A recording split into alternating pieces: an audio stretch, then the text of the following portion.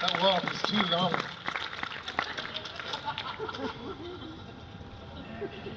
This better be good. Oh my God. Well, at least it's a place that's very conducive to comedy. Hopefully another siren will pass by a few times and block out these very under-rehearsed jokes. You're in good hands, as you can tell from that pause, that first pause. This is my 6th gig, I think, so it's brilliant to be doing it here. So good to be doing it by a busy road with the cameras from the McCarthy trials. A lot of pressure.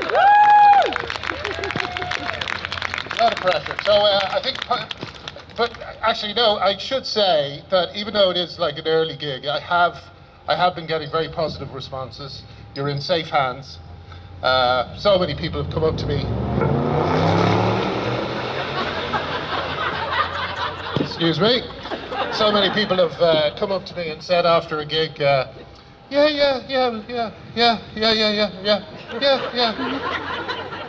very positive responses. It was, At all the gigs I've done, I've received a sitting ovation, which is the rarer form of ovation, which is why you don't hear about it so much. I killed that joke.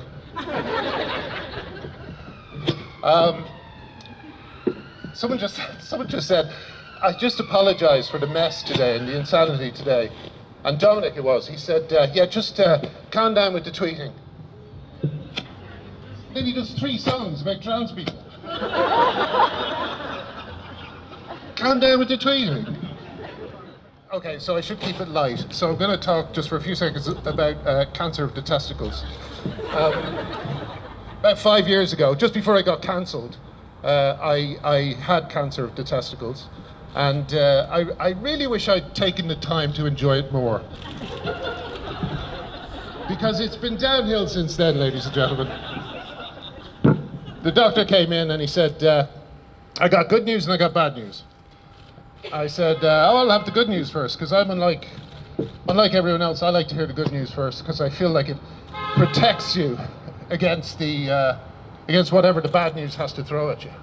So I said, what's the good news? He said, you have cancer of the testicles. I said, okay, what's the bad news? He said, that's as good as it's going to get for 5 years. Don't go, oh.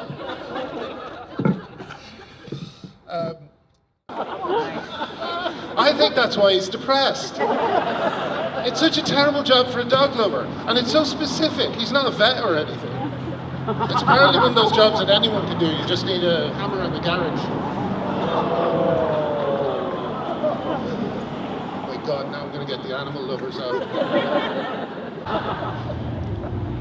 I like to watch things on Netflix, but it's hard because there's so many things, there's so much choice that I've been looking for material. It's hard to find material because we've all got so many, different things we watch. No one shares the same things. It's not like when, when we had 3 channels, You don't have that shared connection anymore.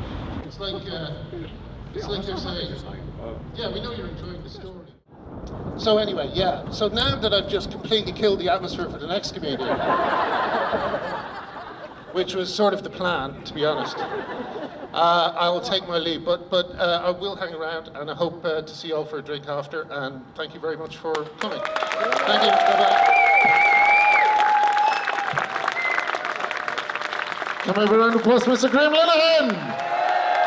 No, I'm ready for our final act of the evening. Try. Can we have a round of applause for Alistair Williams?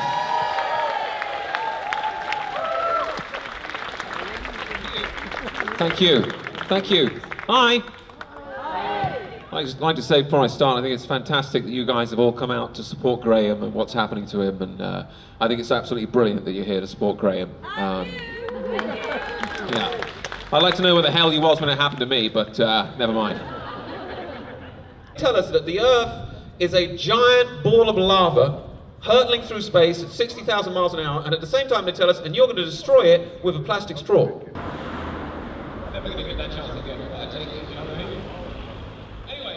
bro, why don't you say you don't have sex with 17-year-olds? You know what I mean? Like, if someone said to me, Alistair, you was having sex with a 13-year-old in McCluskey's, I wouldn't be like, wait a second, I don't drink at McCluskey's. Then she said, the 17-year-old said, Prince Andrew, that you were sweating while you raped her. And he said, well, that can't be true because I don't sweat. I'm like, what sort of a man, when you say, Prince Andrew, she says you're a sweaty rapist, he was like, what the hell does she mean, sweaty?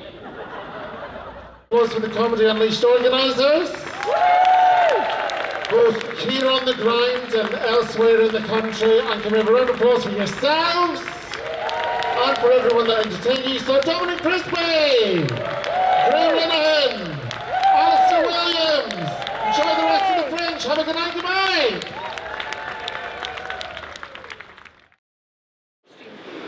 Yeah, well, you know, but none of them are addressing the issue, the most important issue at the moment, which is the kind of havoc that gender identity ideology is wreaking. And all, you know, they're just pretending it doesn't exist. You know, Frankie Boyle will make fun of disabled kids all day long, and he will never make fun of any disability, you know.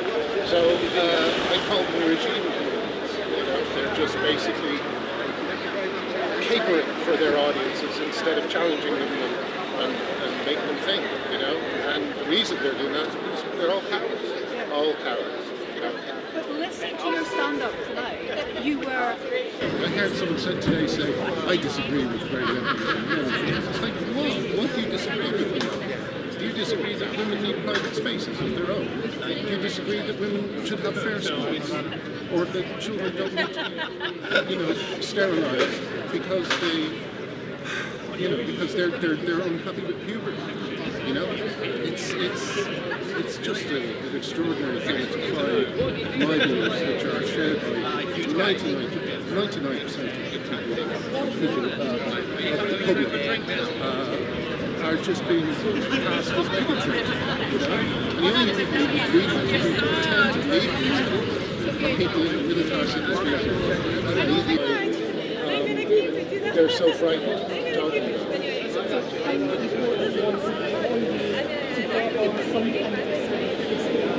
Yeah, that's a great question. It was extremely important. I mean, you know, halfway through the day, I gave up trying to memorize the act.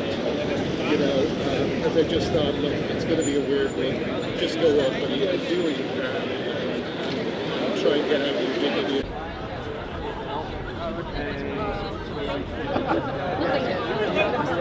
What brought you here this evening?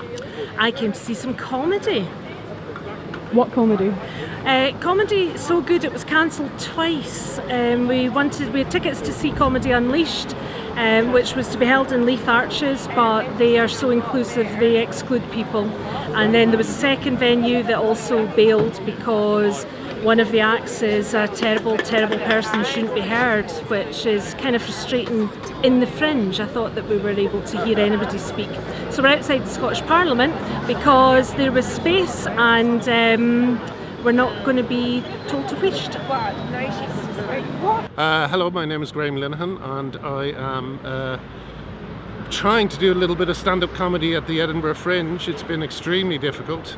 We've had 2 venues cancelled on us, so we ended up here at the at Holyrood. And it was a strange gig. You know, I kind of ended it with a speech rather than a joke, which I wouldn't normally do, but the occasion seemed to call for it.